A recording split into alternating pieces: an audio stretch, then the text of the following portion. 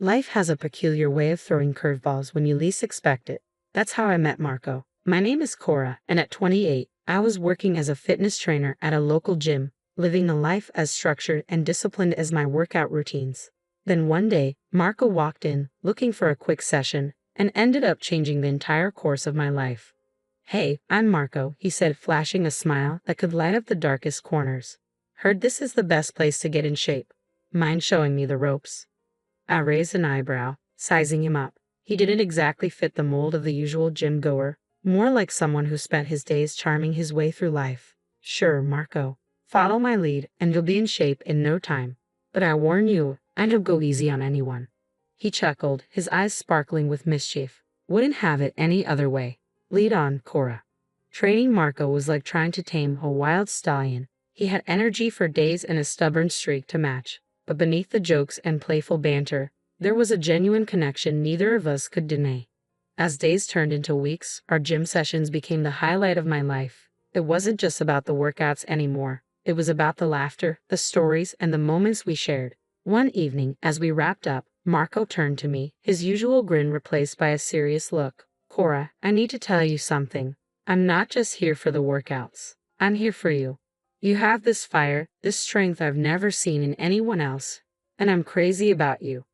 I was taken aback. This was Marco, the guy who joked about everything, now standing in front of me, bare and honest. "Marco, I don't know what to say.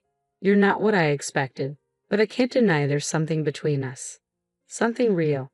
That was the start of our whirlwind romance, intense and passionate, like a storm that swept everything in its path. Before I knew it, I was saying "I do" to the man who had walked into my gym and turned my world upside down. But the fairy tale didn't last long. After the wedding, Marco dropped a bombshell that would set the stage for the battles to come. "Cora, we need to move into my mother's house. Family is everything to me, and I need to be there for them." My stomach dropped. Maria, his mother, was a force to be reckoned with, sharp-tongued and critical, a stark contrast to Marco's warmth. And then there was Sofia, his sister, a mirror image of her mother's arrogance and disdain. "Marco, are you sure about this? Our relationship with your mother and Sofia is strained, to put it mildly. Is this really the best idea?" I asked, trying to keep the worry out of my voice. He took my hands in his gaze earnest. "I know it's not ideal, but family means everything to me. We'll make it work, I promise. It's me and our little family against the world." Moving into Marco's family home felt like stepping onto a battlefield. Every day was a struggle under Maria's strict rules. "Don't forget the dishes need doing, and the living room needs a good dusting. We run a tight ship here," she would say, her voice dripping with anything but warmth. I would nod, biting back the retorts that threatened to spill. "Of course, Maria. I wouldn't want the house to be anything less than perfect." Sofia would smirk from her perch at the kitchen table, her eyes scanning me like I was some bug under a microscope. "Yeah, Cora, and try to keep up, will you? We don't need any dead weight around here." The days felt long, the work unending. It was like living in a loop, each day a repeat of the last. Cleaning, cooking, trying to find my footing in a house that felt like a minefield. Marco was there, but not really. His restaurant was his world, and I felt like a ghost in his family home. Then, life threw me another curveball. I was pregnant. The news should have been a beacon of joy, but in Maria's house, it was just another ripple in already troubled waters. "Pregnant, huh?" Maria's voice was flat, her eyes hard. "Well, don't expect any special treatment. This house doesn't run itself, you know." I placed my hand instinctively on my belly. "I don't expect special treatment, Maria, but I do expect some understanding. I'm carrying a child, your grandchild." That shut her up, if only for a moment. But the chores piled up and the glares grew sharper, making the house feel smaller each day. Sophia was no help, watching my struggles with a satisfied smirk. "You're slowing down, Cora," she would taunt. "Can't handle a bit of housework. What kind of mother are you going to be?" I wanted to scream, to lash out, but I held it in for Marco, for the tiny heartbeat grew stronger each day. The tension was a constant companion, an unwelcome guest at every meal and every moment. "Marco, please talk to them," I pleaded one night, the weight of the day heavy on my shoulders. "Your mother and Sophia treat me like I'm nothing, like I don't belong." He sighed, a tired sound that spoke volumes. "Cora, they're just set in their ways. It's how they've always been. Just give it time. It'll get better." But it didn't get better, it got harder. The house became more suffocating, Maria and Sofia more relentless. I was just trying to keep my head above water and protect the tiny life that depended on me. Each night, as I lay in bed, the moon casting shadows across the room, I felt the weight of my reality pressing down, heavier than ever. I made a silent vow. I wouldn't let them break me. Their disdain and sharp words wouldn't define me. I was stronger than they realized, and one day they'd see, this house, this battlefield, would be mine to conquer. Becoming a mother was supposed to be the most beautiful chapter of my life, but in Maria's house, it felt more like a trial by fire. Luca was my little bundle of joy, my ray of sunshine amid the storm. Yet every coo and every cry was met with relentless pressure and criticism from Maria and Sofia. Really, Cora, can't you keep that child quiet? Maria snapped, her tone sharp as knives, every time Luca whimpered. I held him closer, whispering words of comfort, trying to shield him from his grandmother's harshness. He's just a baby, Maria. Babies cry. That's how they communicate. Sofia rolled her eyes, her voice dripping with disdain. Oh, please. You're just not doing it right, Cora. Maybe if you paid more attention to him instead of feeling sorry for yourself, he'd be quieter. Their words stung, each one a reminder of how out of place I felt in this house and this family. It wasn't just the verbal jabs, it was the scrutinizing looks, especially after my body had changed during pregnancy. The weight I'd gained became a favorite topic of ridicule. Looks like those fitness trainer days are long gone, huh, Cora? Maria would chuckle, her smirk infuriating. Better lay off the sweets if you want to fit into your old clothes again. I clenched my fists, forcing a smile to hide my hurt. I'm proud of my body, Maria. It brought Luca into this world. The weight is temporary, but the love I have for my son is forever. But my defiance fell on deaf ears. I was the outsider, the intruder in their perfect little world. And no matter how hard I tried, it never seemed to be enough. Enough was enough.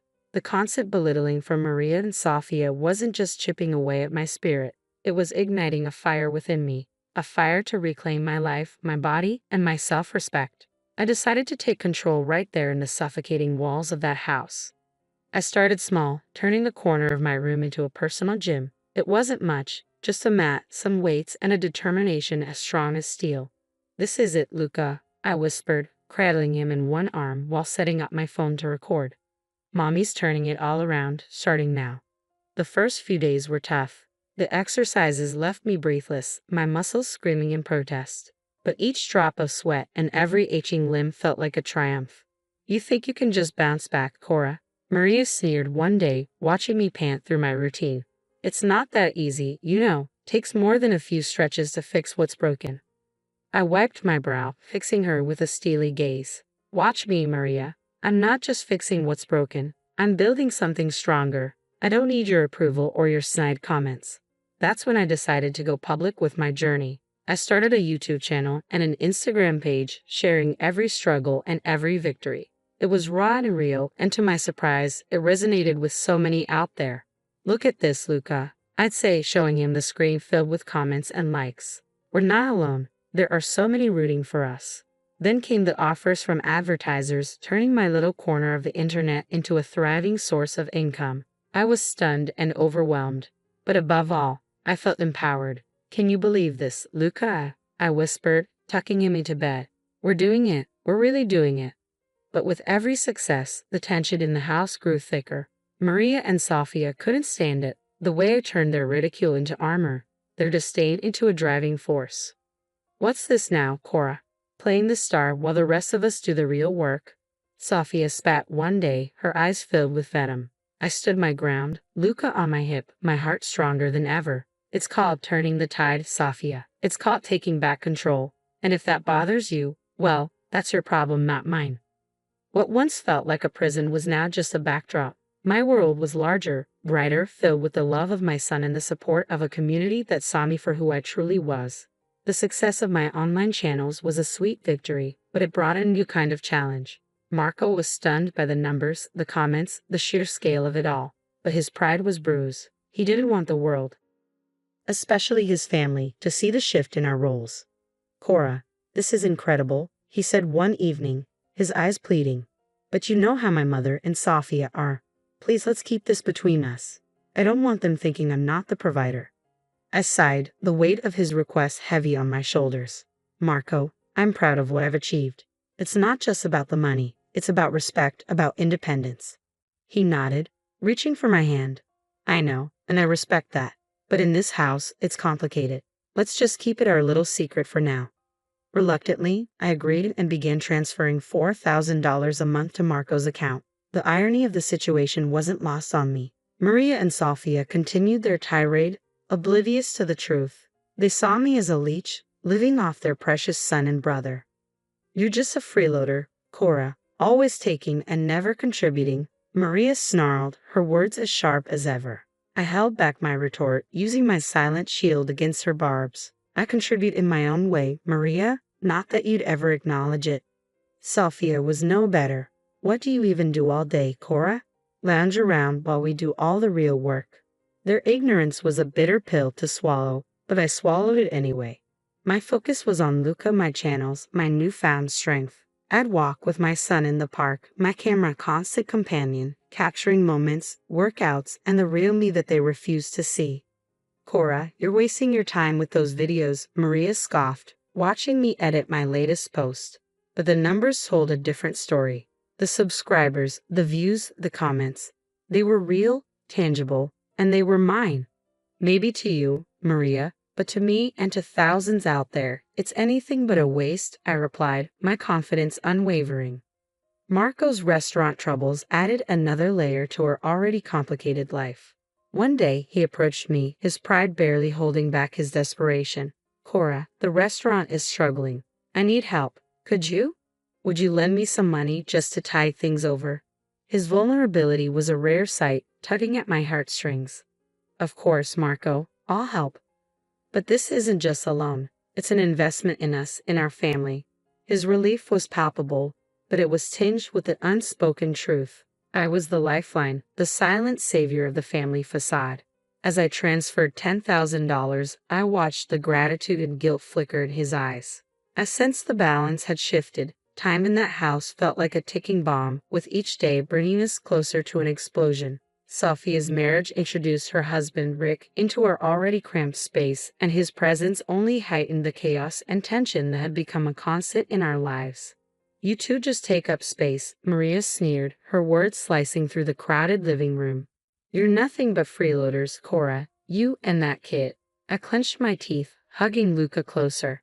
We're family, Maria, or at least that's what a house like this is supposed to mean. But when Sophia announced her pregnancy, Maria's attitude shifted to something even harsher and more direct. This house is getting crowded, Cora, and frankly, you and your boy are just in the way. The words stung, but before I could muster a response, Marco dropped a bombshell of his own at dinner. I have to go out of town for a few weeks. Restaurant business, he said, avoiding my gaze. A few weeks in this madhouse without the slightest buffer Marco provided felt like a sentence I couldn't bear. You're leaving now? With everything going on? I asked, my voice barely a whisper over the lump in my throat. He didn't meet my eyes. I have to, Cora. It's important. And just like that, he was gone. The door shut behind him, and the weight of his absence settled over the house like a thick fog. I tried to maintain a semblance of normalcy for Luca. We went for walks, did our workouts in the park, anything to escape the suffocating atmosphere of the house. But when we returned from kindergarten one day, the sight that greeted us froze me in my tracks.